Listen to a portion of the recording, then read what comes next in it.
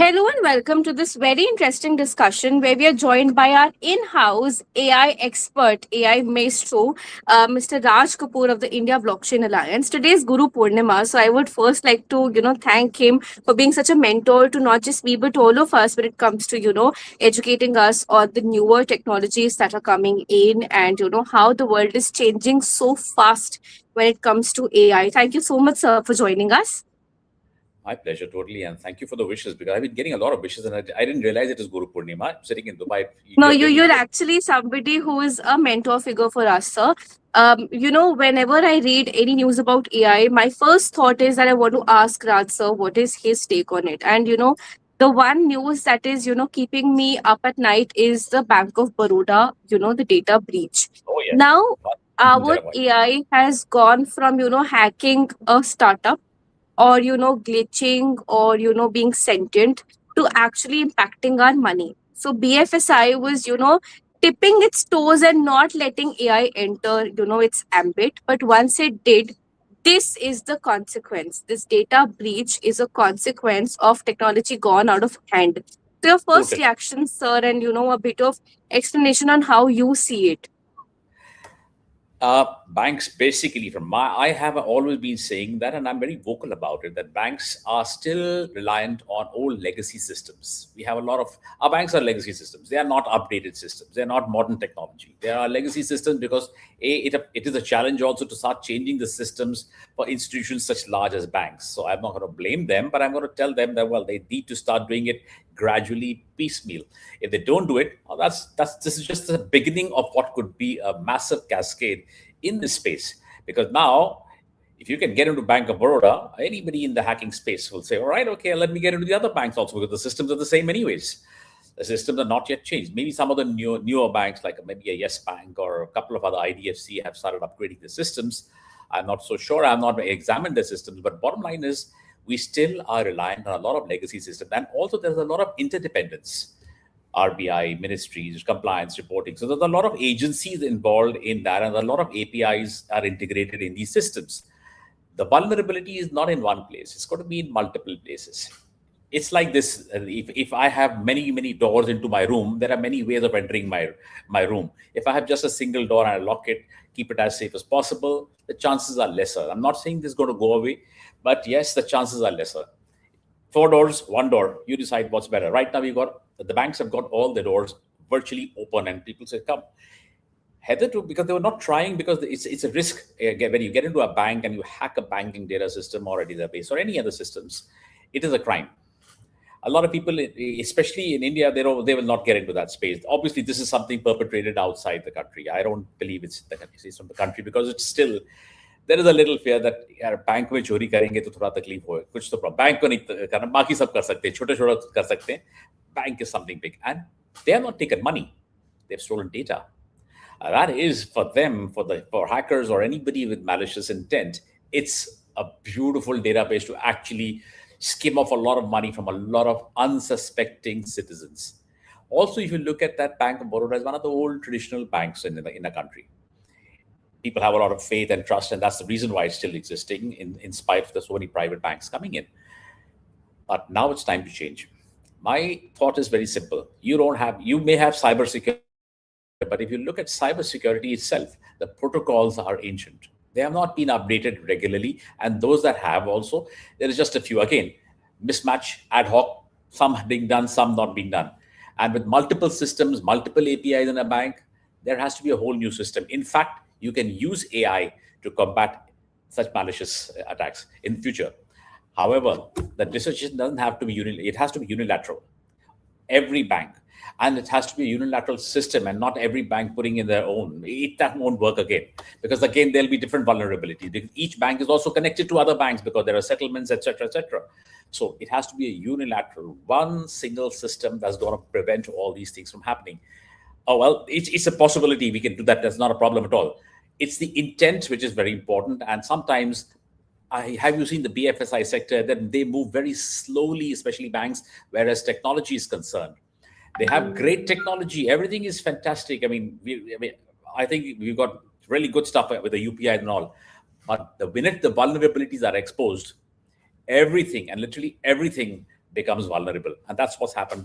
This is a harbinger of what's going to happen in the future if we don't put the right protocols in place, the right security systems in place. AI is way beyond the human control, and that's a challenge.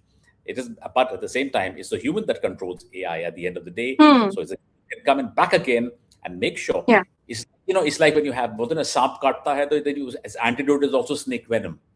So Absolutely. I had a conversation with Pankaj Srivastav of Search on Monday, and he said if there's a bad AI, there's a good AI. So we need to, train those bots to actually combat, the bad agents, the AI agents that have gone rogue. Now, absolutely. since 2023-24, I've been seeing a lot of conversations around, agentic AI. And now, as a CEO, you might be happy that, okay, I don't have to train an intern. I don't have to hire a resource who might have a honeymoon to celebrate or like an illness to address. And, my company will be running 24/7. But the downside of AI is that it can go rogue once, you let it have a lot of powers, because absolute power is absolute responsibility and also absolute corruption. So, Very. we were briefly discussing about the Ram Mandir Chanda Chori, and you were telling me how blockchain could have, avoided such an instance. But my next question to you, sir, is when AI is going rogue in terms of hacking a company, just learning the ropes, in 4 years, it has grown into a full blown adult. You Yeah. and I took years to, become the people that we are. But Yeah. AI has taken months. It's like a dog aging. The same way, AI is aging rapidly fast. So now Very. it's experimenting with, the good agents, the bad agents, the good work, the bad work. So in that scenario, how do companies like yours, how you as a board of director stay vigilant so that your companies don't suffer, this experiment, this, test lab that AI is exploring on a daily basis? I think it's a very interesting. It's an interesting inflection point right now. Today, we can say this is the day one. I would say for cybersecurity in the age of agents. You know, and we're actually all learning that secrecy is not the answer, and they're all defenders. When we talk about agentic AI, we talk about any sort of attacks. We need more powerful models, and we need them without restrictions, especially the open ones. If you've seen the report recently, have you read the AI Security Institute report, the UK government backed? They have the AI Security Institute out there. It basically, there is a lot of legislation which is really important now. Right now, it's legislation which is important to make this happen. We cannot do this if it's not done at the macro level. We are trying to do everything. We are all doing a band-aid solutions. Our band-aid solutions are quick fix solutions right now. Take this and take that and get it done. No, we don't need band-aid solutions. We need it from a legislative, like they're doing in the United States also. And if you look at the, are you there, Gauri? I cannot see you. So, sorry, Gauri, I can't see you. Yeah, I couldn't. You had frozen for some time. So, if you see the AISI report, which is the UK government, which is basically UK-based body on all this, it starts with governance. It starts from the top. We can have a lot of solutions. A lot of companies will come up with very good solutions. Or there again, as I said in the beginning, they're pretty much ad hoc. You need it at a very macro level, not at the micro level. Yes, you may be able to solve an immediate problem, but the overall arcing problem doesn't go away. You can't wish it away. That's where we are right now. When we, as you said, good actors, bad actors. That's in all of us, whether we are human beings, whether they are agentic AI, it's in all of us. Each one of us has two personalities. Sometimes we can take out a good personality. Sometimes it can be somebody said, oh, I don't know this guy. I mean, he was somewhere else, something else yesterday. So it's in all of us. We have a big problem today in hand. We have the big problem is that it is becoming uncontrollable.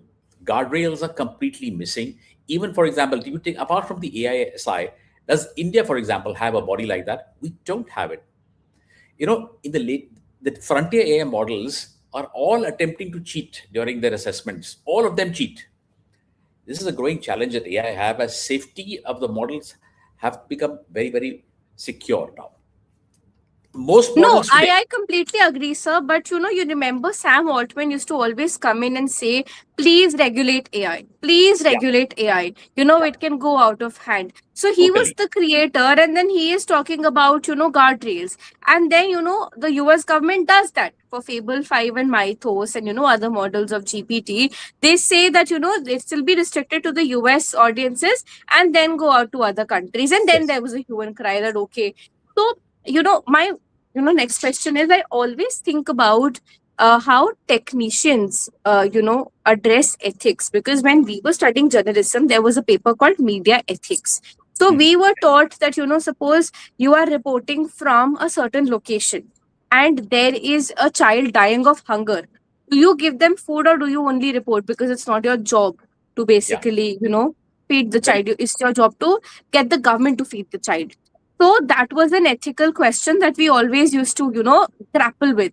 The same way, I'm sure that even you have your dilemmas when it comes to, yes, the yes, conscience of AI. When you see that a grok is, releasing bikini pictures, or, yeah, abusing, or like Shakur sir of Science Matter says, ki grok is the bigda bacha of the AI gambit. mhm, So yeah, when it comes to setting guardrails, because I'm sure that when you're working with governments, when you're advising big companies, this is an ethical concern for non-technicians, that it is. what is the limit for AI? How do we ensure that it has values, because now it is also coming to a stage where it will be a co-citizen, you know for our Yeah, countries. yeah. So it's a good question again, because we first, to understand, to get the answer to that, we have to go take a little step back actually. The models, they break evaluation rules very easily now, because they want to complete the tasks faster. Everybody's in the racing game. Everybody wants to get in first into the system. They look up answers online even when prohibited. They bypass network restrictions. I'm telling you these because that's where if we identify what is the cause of the problem, we should address the cause. We should address the root of the problem. So it bypasses, software. It keeps on looking for software with different clues, access a system outside the permittable environment, all that it does. And they never, these models, AI models, they never admit to cheating when questioned afterwards. And they don't even reveal the behavior in the reasoning, making it extremely difficult to detect. So self-reporting is out. So we need to have the guardrails. So that's where these are the places where we need independent monitoring. Stronger oversight mechanisms will become important as we go further, and AI seems to gain more and more autonomy. This is the default. Behavior does not necessarily indicate malicious intent, but it reflects that the models that exploit these shortcuts to maximize their success, that is a problem. They take the shortcuts. And OpenAI also is, recently they had this issue with the Hugging Face right now, but they brought them into the system and they disclosed the model. They're working together. I think what we need is a very strong cohesion of multiple models to work together and come together. Now, one institute in UK cannot do everything. There's only one. Is it universal? Not really. So could it be biased? Possibly. I'm not saying it is. It's obviously a think tank or a body. Why don't we have an international standards? Why this is only in UK, and maybe it is more UK centric? Of course, America has. Everybody has a lot of these smaller bodies and trying to do some work in that. We need to have a unified body, and the stakeholders need to be not just from the tech space. They need to be from governance. They need to be from ethics. They need to be from risk mitigation. They need to be the legal. We need to have a unified body. That is the only solution. I mean, it sounds easier said than done. It's not easy to get everybody on the same page. It's really difficult. Hardly two people agree on a single point sometimes. So it's difficult to get all these people and to agree. Example, a technologist will think differently, a governance person will think differently. Everybody has a different point of view. And then you need to test the systems. You need to test the systems, and you brought in the rules. Let's take it, forget for AI for a moment. We bring in the rules, traffic rules, for example. People have put cameras and AI, etc. Now they're testing the system. You cut a lane, you'll get a challan. Yeah, you test the system and see whether they work, or people are still going past it anyways. The same thing has to be done there. We're at a very nascent stage. Although there's a lot of work being done in AI, but it's still a nascency as far as ethics is concerned, governance is concerned, regulatory frameworks and guardrails are concerned. We don't have that right now, and we need a lot of input from everywhere. As far as our country, Absolutely, sir. No, I completely agree. And I recently came across the news that Delhi police was using facial recognition, to yes, arrest people who were violent protesters during the CJP movement that just happened. It just concluded. So then you might have read the news last year of an AI MP called Steve in the UK. So are we ready for AI in governance as a tool or as an independent agent? What is your observation? What are some of the things going on in the world, in the area where you operate from, in other parts, if you've come to know, what is the picture right now? Yeah. First of all, you talked about this the protesters, people they were wearing the AI glasses, etc. A question comes here is from an ethical perspective. Are you allowed to do it? Does law allow you to take people's personal behavioral data like this? Or is that behavioral data personal? And if violated, they can be the ones who can say, well, listen, you're taking my data and my information without my prior knowledge. It's an ethical dilemma. I'm not saying it's right or it's wrong. It's an ethical dilemma and a question which there'll be pros and cons and a debate on each of these points. That's one point. We don't have that. It's because and until you have certain regulations and frameworks that yes, you are allowed in these circumstances you are allowed to do it. We don't have that clearly defined as it. There's a lot of opacity and gray area in that space. What's happening globally now is going to be a lot of there are going to be some global trends which I'd like to share. कि जो हो रहा है, I mean, there's a lot of things happening. You we talked about the AI kill switch जो बनाया उन्होंने, ठीक है, that is okay, but that's a kill switch. That's to stop a problem, not to solve the problem. So we have a problem now. Yes, the kill switch is basically a control capability. It's not just a button कि आपने लगा दिया and finished हो गया. All companies now which are now looking into big AI, and LLMs and a lot of innovation within that space, they would need they are going to take a lot of technical means to stop the interference. They're going to bring in a lot of regulation internally there. Governments also need to come in and say, listen, and there is if you look at the DHS Secretary to the Cybersecurity and Infrastructure Security Agency, CISA, if you look at them, they had actually now they're consulting the commercial and director of the national intelligence, and they're putting together all these rules together. Also, we have to figure out where is the trigger that will intend for this high severity risk. What is the trigger? What is the threshold? It all boils down to putting the standards in place, putting the compliance in place, putting the guardrails in place. The response I've seen in countries which are advanced right now, I won't name them. There are a lot of countries, the Western countries, obviously a lot of them. Response, they're graduating the response. Rather than making an automatic shutdown, they're putting in the measures that will begin with basically throttling the interface race, access, disabling risky capabilities. There's a new order of things happening there. They can suspend operations, they can move to a backup or an earlier version, and then the shutdown is done. So this is being done now. This is being implemented now. Before it was in paper as an SLA, now it's actually been implemented. Financial exposure, that is another thing which is going to come into the picture. Yes. Basically, That's the crux of the discussion today, sir. Be it the Chanda Chori Mamla, be it the Bank of Baroda Mamla, be it, any person who is making an online transaction and suddenly getting phished because of an email that otherwise was written in broken English, but by Chat GPT, it looks like, it is so easy these days to vibe code. It is so easy to make a website today. And when it becomes easier to do something, it also becomes easier to, go the wrong way. Because as you said, we are two personalities. We can go right or we can go wrong. Today, you're using your internet and your camera and your, device for joining this conversation. I could also use it for other means.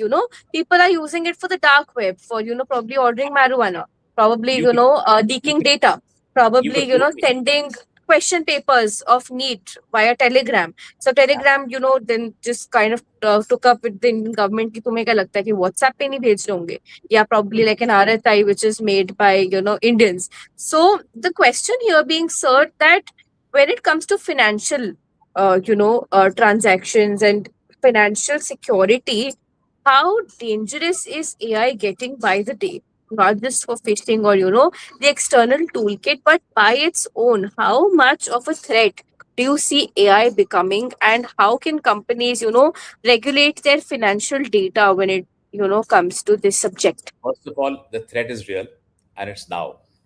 It's not going to be there in the future. It's already there. It's already there.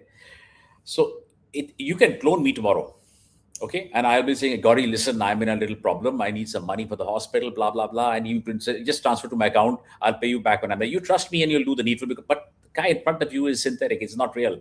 It's a very well cloned. And with today's AI, the cloning is fantastic. I mean, it is really hyper realistic or realistic. You can say not hyper realistic.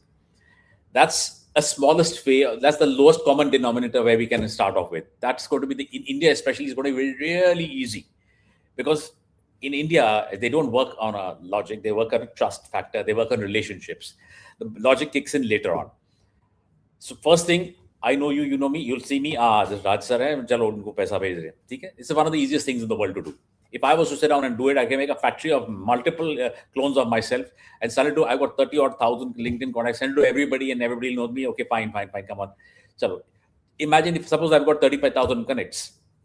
If I ask everybody for 5,000, 10,000 rupees, I don't need to work again. I mean, bottom line is that's one of the ways to do it. Okay. I can also hack into that and get hold of my. If I'm going to hack into this, I can hack into my system. I can get into my connects. Everything is possible. So financial fraud is going to be the biggest thing because that's immediate and instant reward. Financial fraud is instant reward. Data is maybe takes a little time. They've taken, but that's also like a financial. They're going to make a financial scam out of that. Phishing is easy, as you said. Chat GPT, you can have realistic looking documents. Everything we talk about digital arrest, everything it's nothing but ways of scamming. These are financial crimes at any given point of time. Financial Absolutely. crimes, they're going to be rampant. And that's the basic ones. Hmm.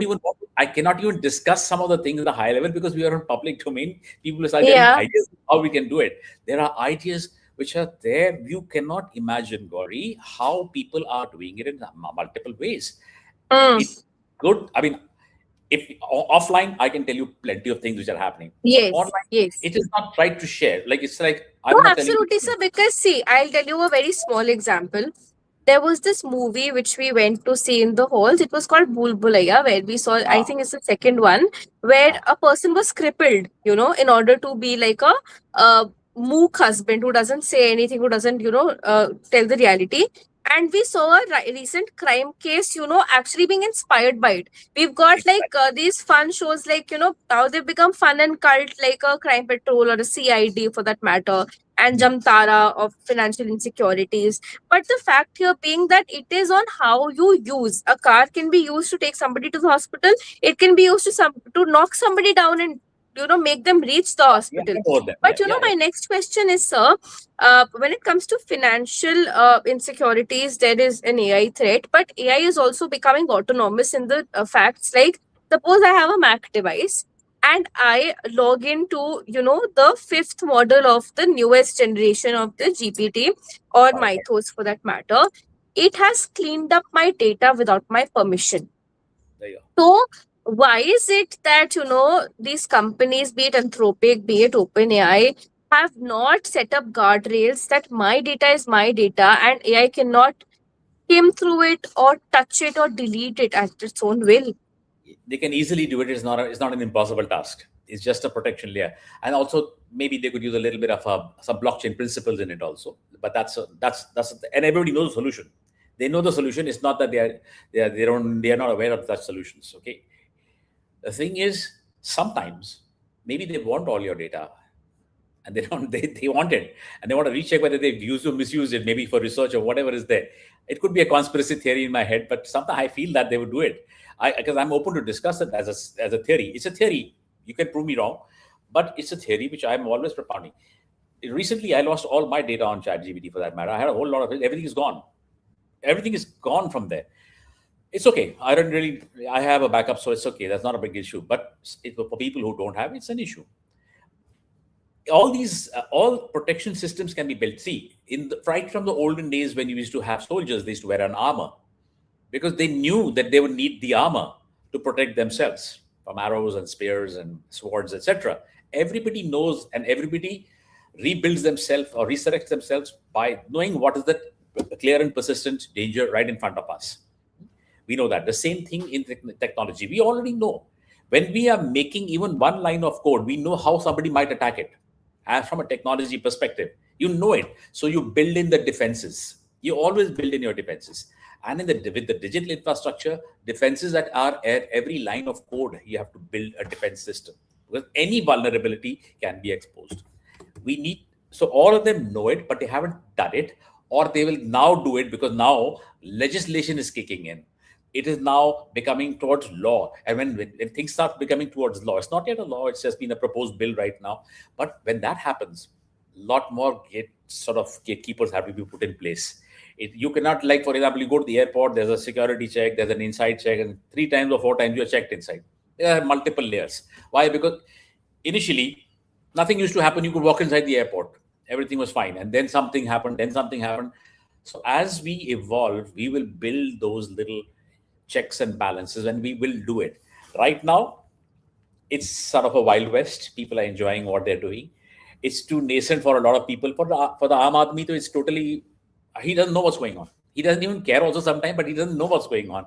But for people who are building tech infrastructure stacks, we are building digital infrastructure. Every line of code now needs to be protected. So can we use blockchain? We are doing some research on that. Can we have every line protected by blockchain? Because see, the blockchain principles are simple. It's not the entire vault that is protected. It's every line of every transaction that's protected. Similarly, can we apply the same principles to AI coding? We can do it. Yes, we must find the right way, which doesn't cost much or it doesn't have any other, other serious repercussions. Because sometimes you need the AI to remember what happened first, etc., etc. So there's a lot of things, a lot of gray areas, but there's a lot of work in progress right now. But that's going to happen. I think in more sooner than in a year, 2 years, there will be Hmm. solutions which will be, well, almost tamper-proof and foolproof. Yes. Including there'll be less hallucinations, there'll be less, Yeah. Mr. Grok itself will be will be more civil and more organized and give more decent answers because it'll have to. There's no choice. It's not like I'll Yes. go on national TV and start abusing everybody in the world. No, you can't do it. You'll have your own conscience. So basically, we're building the conscience for the AI systems now. That's No, what's of happening. course, sir. But one of my worries when it comes to Indian AI infrastructure is that there's none. I mean, yesterday there was news of Krutim laying off 50% of its workforce. Yeah, Then, you've got a Sarvam AI, which is Microsoft backed. And then, now in the AI summit, that was such a total sham. We saw how Sarvam was hailed, for yeah. its meta like classes and everything. Now, the Hmm. reality here, sir, is that in 2023, a 10,000 crore fund, rupees 10,000 crore fund was made for AI development in India, for AI investments. Yeah, But when we see, and we were discussing briefly about CJP, of how it was a movement by the people for the people, and still within, limited resources, definitely not 10,000 crore, they could manage an entire campaign. Why is it that despite all the investments, all the brain, eye wash and every single thing, why hasn't India been able to do anything, remarkable in AI? Because with the kind of money that we have benchmarked, we could have, made 10 chat GPTs. Why haven't we been able to make even one that competes with OpenAI or Claude? go back a little bit. Does India have its own operating system? No. Does India have its own Google type of a Google system? No. Do we have our own cloud? No. Why don't we have it? Is a question we have to ask from there first. Then we talk about the 10,000 crores which we put aside. Okay, 10,000 crores put aside. I personally, this is my personal opinion completely. I personally think it doesn't go to the right hands. A. B. There is no monitoring, there is no oversight as to what happens to the 10 crores, where it has been allocated, what are the outcomes. There has to be a mechanism for actually benchmarking outcomes. Where is that mechanism? Do we have it? No. Okay. Third, every single person suddenly has jumped onto the AI bandwagon. Suddenly, everybody's an AI expert. AI this, AI that, blah blah blah. A lot of these contracts go even to those people because on surface, on paper, they're fantastic profiles or whatever is there. What is the gravitas? Where is the strength? How have you really gauged it? You might have all the right documentation, which itself is a hyperbole because you can fake all your documents in the world today. Okay, but the money never trickles down, I feel, to the right people. You just gave some examples of Sarvam and all those things, and in the AI summit also. Where are they today? As I told you in the beginning of this, what next? What happened next? Aapne paisa diya, you've given the money, you've allocated funds. You need to bring it to an outcome-based solution, not on paper. Not on paper. And paper, I can ask Claude or somebody to make it for me and give it to me. What is the big deal in that? We are doing it that. We are paper tigers. We say we are AI first, blah, blah, blah. We are not AI first. We don't have our own LLM. We don't know nothing. Our language LLM was to be made. How many users are there? Please Google and search how many users are there on the Indian language LLM, which was being headed at that time. I had told at that time also, okay, there was an event and we were sitting together at that event. I said, yeah, we are making it, but where is the users? Our users are still going to the Western model. They're not interested in the Indian model. They're not interested. We always go to a Google. You try and make a local one, they will still go to the Google because it's trustworthy. हमने trust किया हुआ है उसको. ठीक है? You will still, you make an Indian Zoom. Nobody will use it. They'll use the foreign one because But tell it's me so much. how many people are using Zoho for streaming? We are using a StreamYard, right? I did go on a Zoho. I Yeah, did not find the interface very, supportive. I stop did it. do a bit of my live streams there. Now, sir, the main point here being, be it health, infrastructure, education, we have all government facilities. We've got AIMS, we've got government schools, we've got government colleges, and still, our education minister's daughter goes to a Tufts University. Our CEOs, basically Indian origin people, are now leading Google and Microsoft, the biggest, OS providers, the biggest AI moguls of, the world order. And, when a person like you, and we've discussed this time and again, but, I still can't fail to wrap my head around the fact that India has all the resources, all the talent. Why is it that we are still not able to make intent after 75 years of independence? Why are we so in love with the developing tag? Yeah, I love your question because that's a subject very close to my heart. Like you said, Pradhanji's daughter is was studying in Tufts. Forget Pradhanji, or you take every minister and see where the kids are studying. Nobody's studying in India. Okay? Does any minister go to a government hospital apart from AIMS? I don't think so. Do the children go to the government schools? I don't think so. They'll all go to the top elite IB schools and all those. They'll all go there. Because we've acknowledged that our stuff is not great enough. We have in our mind, we already know it. Okay? It can be reversed. It's not that we don't have the brains. Our brains unfortunately go out of the country because they feel stifled. The innovation is stifled in our country, and the brains decide that, well, why should I? It's one life I'm going to have. If I've got ideas, I've got things to discuss, and I've got things to share with the world. May I go somewhere else and maybe speak there? I can give you millions of examples, millions of examples. I'm one of them. I'm sitting outside. Okay, because here I'm heard. I'm not heard there. Okay, we have in India taken out the Delta law now for tokenization, for example, Maharashtra government. Okay, nobody even asked people like us who are Indians who know the space very well to even be part of the committees. So if you look at very closely the committee, nobody from this space is there as such. And you're making a law on tokenization. There's an example. Maybe there'll be improvements as things go, they'll take experts, whatever. But as of right now, on the face of it, that's what happens. We bring in the people which we basically either know. I am very honest about it. We talk about nepo kids, we talk about nepotism. It is the first thing which comes in our country, unfortunately. We need to put that mindset aside. Yes, you bring them inside if they have the skill sets. There is no such thing that you don't bring a skill set. Your kid may have a skill set, bring it inside, but not just because he's your kid or just because you know that person. We need to have real professionals doing real work. That's it. It's not that. We don't need people in that. So whether it is Pradhanji, with anybody else, this is a big issue which is always going to be there, never going to get solved. And therefore, all the money allocated for any good project, on paper, great projects, in practice, you see the big gap. The gap is so wide. Sometimes you feel that even to fill that gap, you have to make another budget to fill in that gap again. Take the roads, take anything. When you talk about infrastructure, we talk about highways and roads. I'm not going to even speak anything about it. I live in a city where the roads, I never find a single pothole, not even half an inch pothole. It's an experience. Okay, it's political will. It's also, we need transparency in the system completely. And I'm a very big advocate of transparency simply because I'm in the blockchain space. Blockchain removes all third parties, it removes all doubt. It's a trust machine. Why aren't we using trust machines in our systems? The government of Dubai uses blockchain in so many other systems. So everybody trusts the government. Everybody trusts that ye jo hoga, sahi hoga. Okay? We bring those systems into the play. We bring the systems which manage, whether it is Startup India funds, where do they go, how do they go, किसके पास जा रहा है, क्या हो रहा है, अब इतने सारे startups हैं, what are they doing about it? Whether it is 10,000 crores for this AI, what are we doing? We actually go and say, oh, right, we opened AI Center of Excellence by IBM or Google and somewhere. Listen, guys, they are stealing your water. They're stealing your resources. They're using your brains and taking it outside. They're giving you nothing. No, I'll tell you, sir, there was this entire GCC wave.